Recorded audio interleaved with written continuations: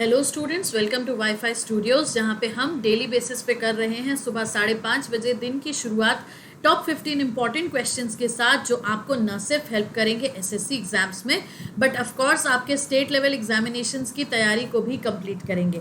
तो आज है आपका उसी सीरीज का 10th day, that means 10th lecture है और 10th सेशन है, जिसमें हम आज फिर से कर रहे हैं 15 क्वेश्चंस। तो अगर प्रीवियस से लेके आज तक के देखें तो 15 इंटू 10 टोटल कितने 150 questions we have already discussed आज के सेशन के मिला के।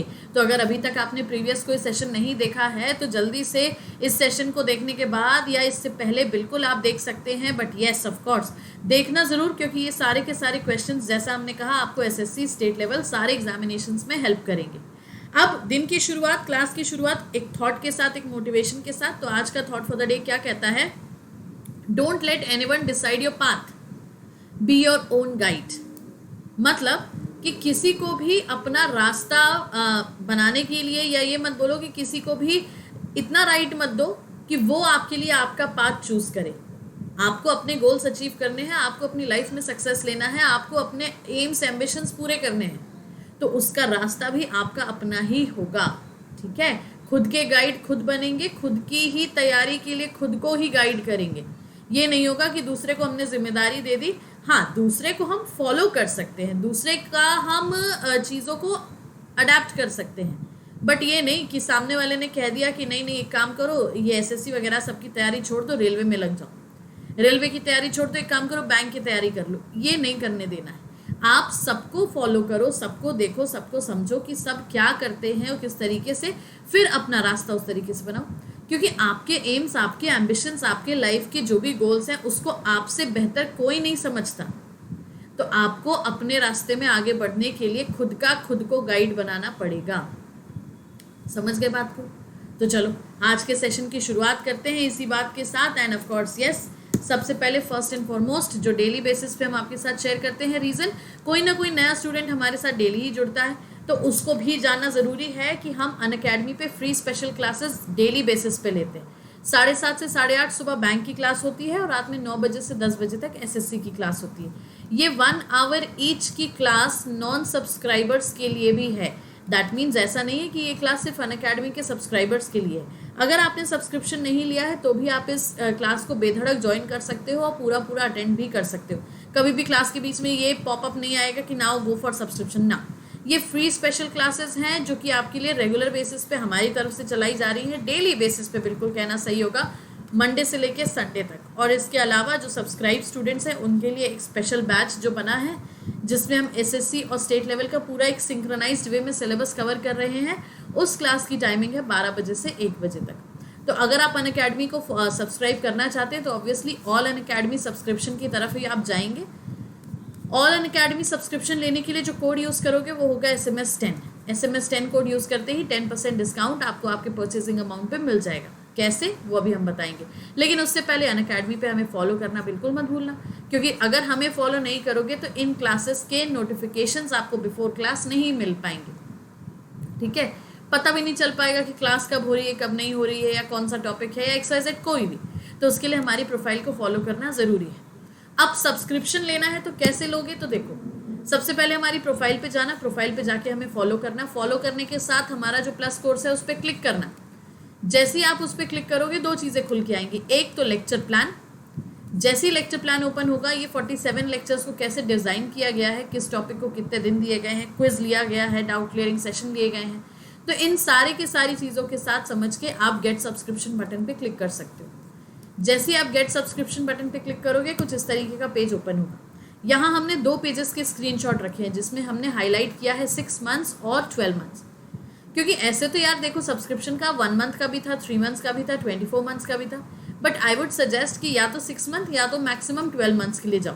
ठीक है, 6 मंथ के लिए अगर आप लेते हो तो प्राइस देखो 4800 है, जो कि कोड एप्लीकेशन के बाद कोड जो आपका SMS10 लगेगा वो हो जाएगा 4320।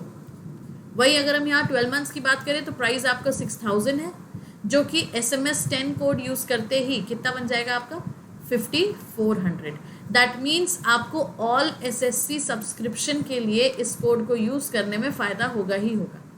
ठीक है, तो hope definitely you will go for the subscription part, क्योंकि अगर सब्सक्राइब नहीं करोगे तो प्लस क्लासेस को अटेंड नहीं कर पाओगे। ठीक है, और जितनी ज़्यादा क्लासेस करोगे उतना अच्छा रहेगा।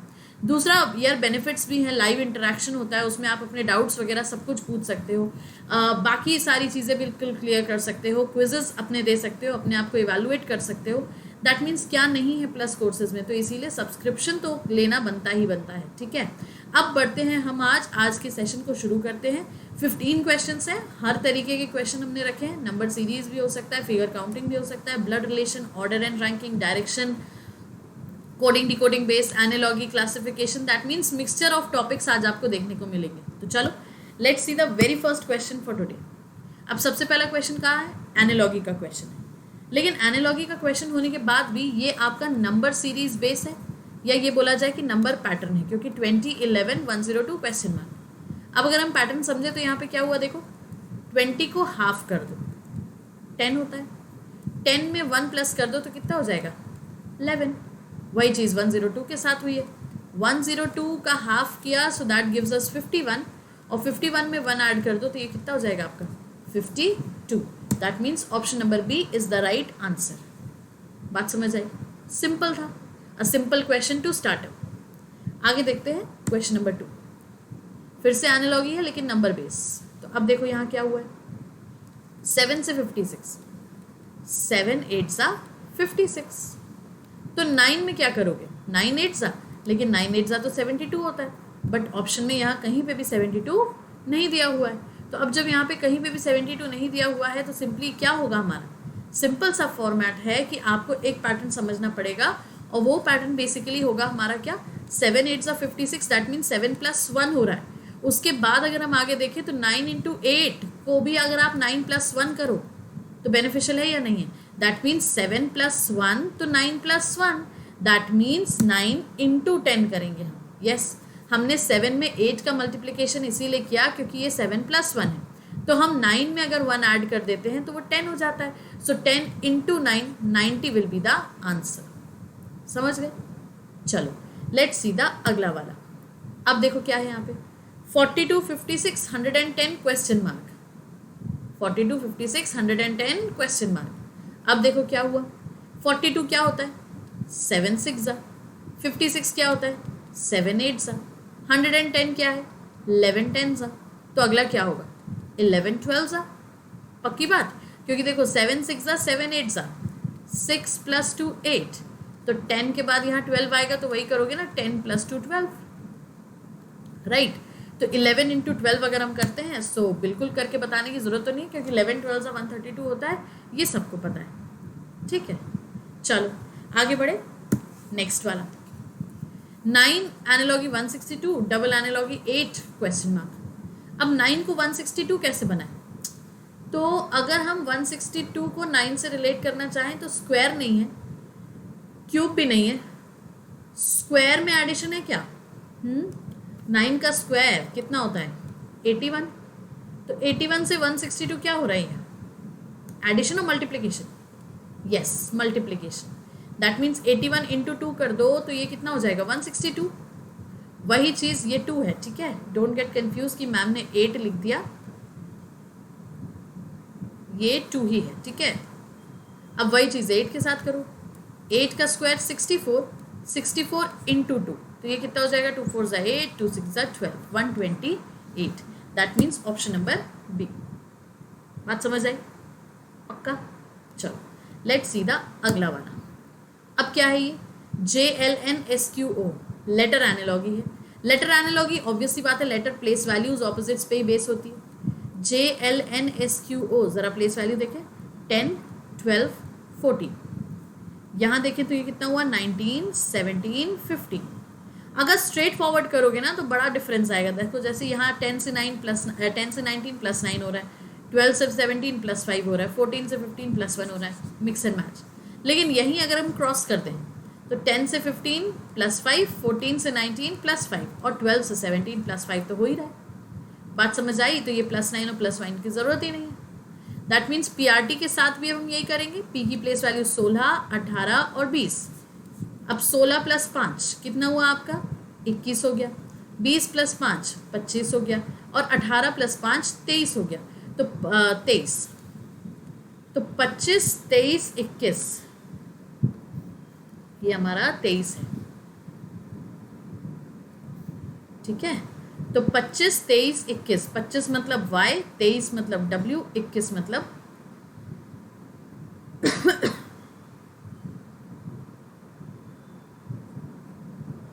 u, ठीक है। तो आंसर हो जाएगा हमारा यस। तो ये हो गया। एक मिनट, क्या हुआ यहाँ पे? +5 तो हो रहा है, तो हमने सही किया है कि नहीं किया है? हाँ, 11, 12, 13, 14, 15, 16 के बाद 17, 18, 19, 20, 21, हाँ u। तो यस, यहाँ पे u आएगा, ठीक है। तो y w u, ये भी u हो जाएगा, कोई दिक्कत नहीं, हो जाता है कई बार आगे पीछे। बट आई होप ये क्लियर हो गया। 20 का ये 25 हो गया, 18 का 23 हो गया है, तो बस लास्ट का u हो जाएगा, ठीक है। Any problem? No. Let's see the next वाला। अब डायरेक्शन बेस क्या बोला है यहाँ पे देखो। One evening before sunset Rekha and Hema were talking to each other face to face.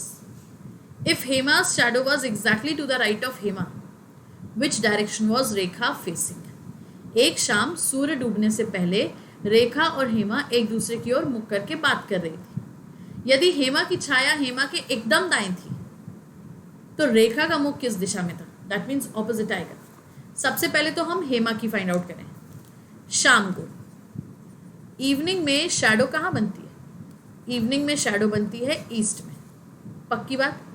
तो अब हेमा की शैडो अगर उसके राइट में बन रही है, राइट और ये लेफ्ट, हेमा की शैडो अगर उसके राइट में बन रही है, दैट मीन्स इस डायरेक्शन में है ईस्ट और इस डायरेक्शन में है वेस्ट। दैट मीन्स हेमा का फेस कहाँ है? नॉर्थ में। Any doubt? तो हेमा का फेस अगर नॉर्थ में है और रेखा इसके सामने खड़ी है तो रेखा का फेस कहाँ होगा? रेखा का फेस होगा साउथ में। दैट मीन्स आंसर जो हो गया वो हो गया हमारा क्या? Option number B, south. बात समझ आई? ऑप्शन नंबर बी, ठीक है। एक बार फिर से समझो।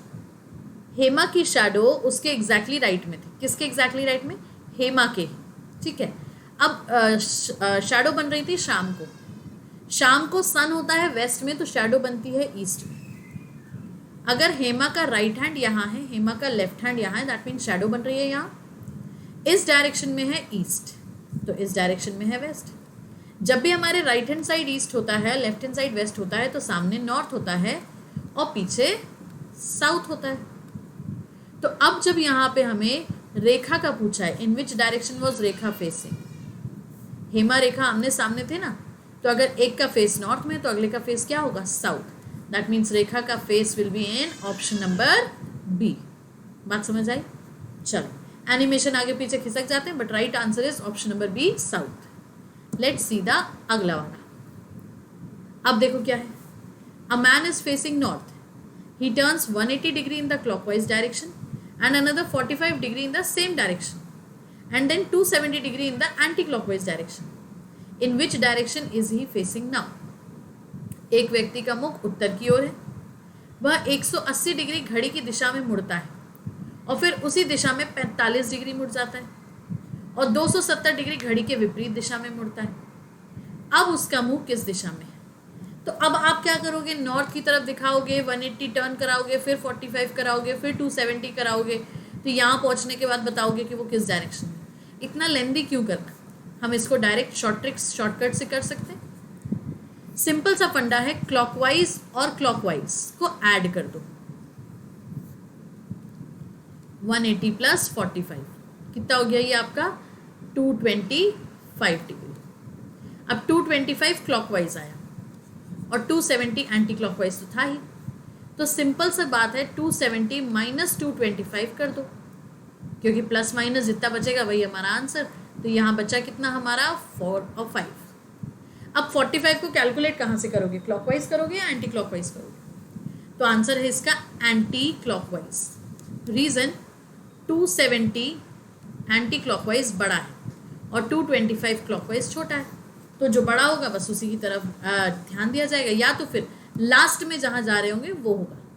दो चीज़ें, जो बड़ा डिग्री वाला होगा, जो बड़ा एंगल होगा उस तरफ हम जाएंगे, या तो फिर लास्ट में क्लॉकवाइज है तो क्लॉकवाइज जाएंगे, एंटी क्लॉकवाइज है तो एंटी क्लॉकवाइज जाएंगे। बात समझ आई? तो अब हमें करना है नॉर्थ से 45 डिग्री एंटी क्लॉकवाइज, तो ऑब्वियसली इधर आएगा। अब अगर वो नॉर्थ फेसिंग था और ये वेस्ट था तो बीच का क्या हो जाएगा, north west. So answer is option number D. बात समझ आई? चलो लेट्स सी द अगला वाला। अब ये figure counting, how many squares या कितने वर्ग, तो यस इसको हम शॉर्ट ट्रिक से ही करेंगे। और स्क्वायर काउंटिंग की शॉर्ट ट्रिक ये कहती है कि आपको रो और कॉलम्स को काउंट कर लेना है। तो ये हमारी 4 रो और 3 कॉलम। अब इस तरीके से हम यहाँ पे कैलकुलेट करेंगे, ठीक है। कैसे करेंगे समझो। रो 4 रो 3 के साथ, रो 3 रो 2 के साथ, और सॉरी कॉलम 2 के साथ, और रो 2 कॉलम 1 के साथ। That means 4 into 3 plus 3 into 2 plus 2 into 1। बात समझे? 4 3 ज़ा 12, 3 2 ज़ा 6, 2 1 ज़ा 2।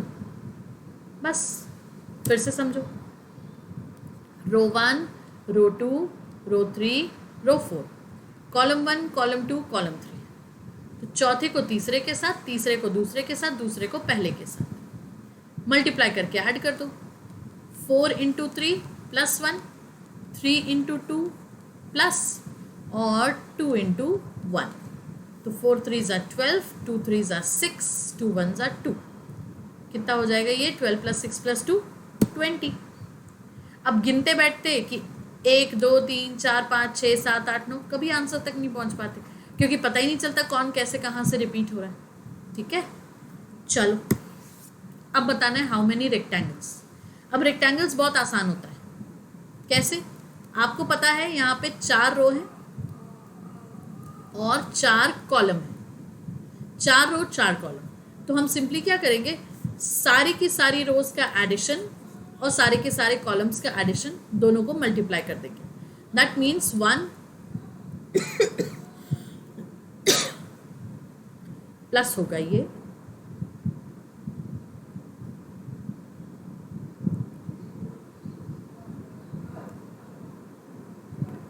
क्या होगा, 1 plus 2 plus 3 plus 4 into 1 plus 2 plus 3 plus 4, sum of rows and sum of columns. तो 1 प्लस 2 प्लस 3 प्लस 4 कितना हो गया, 7 8 9 10 और 10। तो 10 into 10 will give us what, 100। तो कितने रेक्टेंगल हैं इस छोटे से डब्बे में, 100, ठीक है। इतने तो हम काउंट भी नहीं कर पाते 1 2 3 4 करके, है ना। तो बस इसीलिए ये ट्रिक अप्लाई करनी है और कुछ नहीं। Let's see the next one, order and ranking. Kartik is 6 ranks ahead of Subhash who rank 16th in a class of 42 students. अब क्या बोला है, कार्तिक का रैंक 6 है सुभाष से पहले। सुभाष जो 16वें स्थान पर है कक्षा में 42 छात्रों की कक्षा में, ठीक है। दैट मीन्स सिंपली क्या हुआ, देखो सुभाष 16th रैंक पे, कार्तिक उससे 6 स्थान पहले, 3 4 5 6, ये है कार्तिक। तो अब अगर हमें कार्तिक का पोजीशन निकालना है तो 16 से तो निकल आएगा, 15 14 13 12 11 10, लेकिन ये 10 तो ऊपर से ही आया ना। हमें बताना है कार्तिक का लास्ट से रैंक, तो सिंपली क्या करेंगे, 42 minus 10 plus 1, so that will give you what, 33, ठीक है। बिना लाइन के कर रहे होते तब क्या करते, कुछ नहीं। आपको ये पता है कि सुभाष से 6 रैंक पहले है और सुभाष की रैंक 16 दी गई है, तो हम सिंपली 16 माइनस 6 कर देते। माइनस इसीलिए क्योंकि वो पहले है, ठीक है। दोनों ही अहेड वाली बात है ना, ये भी शुरू से है और ये भी शुरू से है, तो इसीलिए हम माइनस कर देते। 10 आ जाता तो बस टोटल में से 10 माइनस करके प्लस 1 हो जाता। क्लियर? चलो let's see the 11th question. Again order ranking. George is 5th from left, Peter is 12th from right. अब क्या बोला है, बच्चों की श्रृंखला में जॉर्ज बाएं से 5वां और पीटर दाहिने से 12वां है। If they interchange their position, George becomes 10th from left. अगर उन्होंने अपने स्थान परिवर्तित कर लिए तो जॉर्ज बाएं से 10वां बन जाएगा।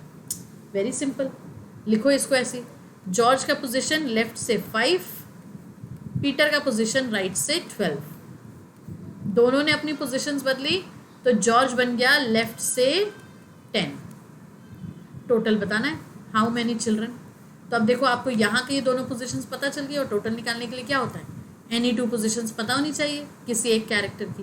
तो यस 12 + 10 कर देंगे, 10 + 12 चाहे 12 + 10 -1। अब ये कितना हो गया 22 - 1 that means 21 is the right answer. -1 इसीलिए क्या, क्योंकि हमने एक ही इंसान की 2 पोजीशंस को ऐड किया तो वो एक इंसान 2 बार काउंट हो गया, तो इसीलिए उसको सेटल करने के लिए, स्टेबल करने के लिए -1 किया। समझ गए? चलो लेट्स सी द अगला वाला, ब्लड रिलेशन। अब क्या बोला है, A is B sister, A B की बहन है, C is B's mother, C B की माता है, D is C's father, D C का पिता है, E is D's mother, E D की माता है। तो फिर ए का डी से क्या संबंध है? चलो क्या बोला है, ए इज बी सिस्टर तो ए बी की बहन है, सी बी की माता है तो ये भी फीमेल हो गई, डी सी का पिता है तो थोड़ा सा नीचे बनाया जाए। यस, ए सिस्टर है बी की, सी मदर है बी की, D is C's father, E is D's mother. Then how is A related to D? तो ऑब्वियसली ए का रिलेशन बताना है, तो ए डी की क्या है, पोती है। डी पूछा जाता तब क्या होता, वो ग्रैंडफादर, लेकिन क्वेश्चन में हमसे ए का पूछा है तो हम ए का बताएंगे कि ए इज पोती या ग्रैंड डॉटर। क्लियर? चलो लेट्स सी द अगला वाला, अगेन अ ब्लड रिलेशन। क्या बोला है यहाँ पे, pointing out to a lady a girl said, एक महिला की ओर इशारा करके एक लड़की ने कहा, she is the daughter in law of the grandmother of my father's only son, मेरे पिता के इकलौते पुत्र की दादी की बहू है। ठीक है, तो फिर उस महिला का उस लड़की से क्या संबंध है? हिंदी में पढ़ते ही समझ में आ गया है, she is the daughter in law of grand mother of my father's only son. लड़की ने क्या कहा, मेरे पिता का इकलौता बेटा मेरा भाई होगा, मेरे पिता का इकलौता बेटा मेरा भाई होगा, because I am a girl. तो अब इसकी दादी ऑब्वियसली पापा की क्या होगी, मम्मी।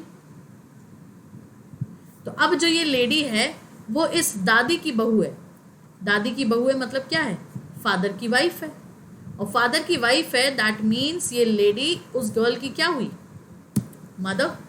ऑप्शन नंबर बी, बहुत सिंपल था, लेकिन ऑब्वियसली बात है रिलेशन चार्ट नहीं बना रहे होते तो सब गड़बड़ हो जाती। ठीक है, चलो लेट्स सी द अगला वाला। अब क्या है, there are 6 persons A B C D E and F, 6 व्यक्ति हैं A B C D E और F.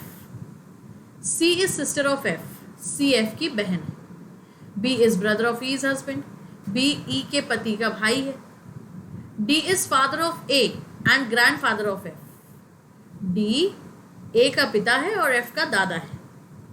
There are 2 fathers, 3 brothers and a mother in the group, समूह में 2 पिता, 3 भाई और 1 माता है। तो पूछा हु इज द मदर, माता कौन है? देखो क्या बोला, C is sister of F, B E के पति का भाई है, यस, डी ए का पिता है और एफ का दादा है। अब यहीं पे बनेगा, ऑब्वियस सी बात है। तो अगर इसको थोड़ा सा और नीचे बना देते हैं, यहाँ पे डी ए का पिता है और एफ का दादा है, ये हो गया। अब देखो क्या क्या छूट गया, बी ई के पति का भाई है, बी ई के पति का भाई है। अब ई का पति कौन होगा, B is brother of E's husband. तो अब देखो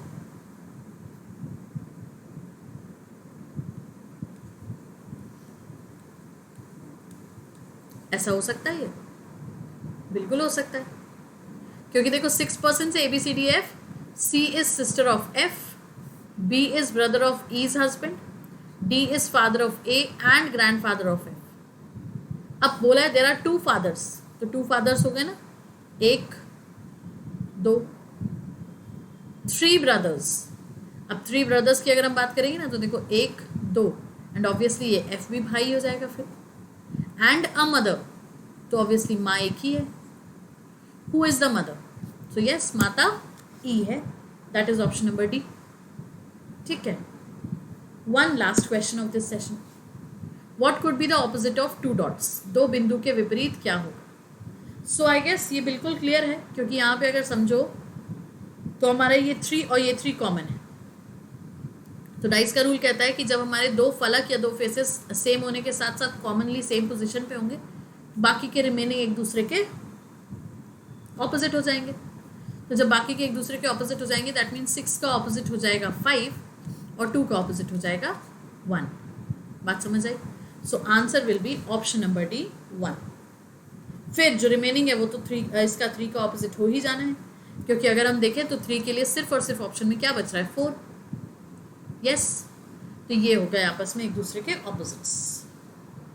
तो सेशन पसंद आया है तो लाइक करेंगे ऑफ कोर्स, लेकिन यस, अनअकैडमी पे क्लासेस हमारी जो है एक बार फिर से नोट कर लेंगे. 7:30 से 8:30 तक बैंक की क्लास, 9 बजे से 10 बजे तक SSC की क्लास. ये रात में और ये सुबह मंडे से लेकर संडे तक डेली बेसिस पे होती है. इसके अलावा प्लस कोर्स की अगर हम बात करें, 12 बजे से 1 बजे तक एक्सक्लूसिवली फॉर सब्सक्राइब स्टूडेंट्स, और free classes is for subscribe as well as non subscribe. Subscription लेने के लिए इस कोड को यूज़ करेंगे ताकि 10% डिस्काउंट मिले. एंड यस, सन अकेडमी पे हमारी प्रोफाइल को फॉलो करेंगे. ठीक है. सो ऑफ कोर्स सेशन पसंद आया है, लाइक करेंगे, शेयर करेंगे, चैनल को सब्सक्राइब करेंगे, और हमारे साथ इसी तरीके से इस टॉप 15 क्वेश्चन की सीरीज़ में जुड़े रहेंगे, ताकि आपके एग्जामिनेशन के लिए अच्छा खासा बल्क कंटेंट आपका तैयार हो जाए. Right. So take care. Thank you so much. Thank you.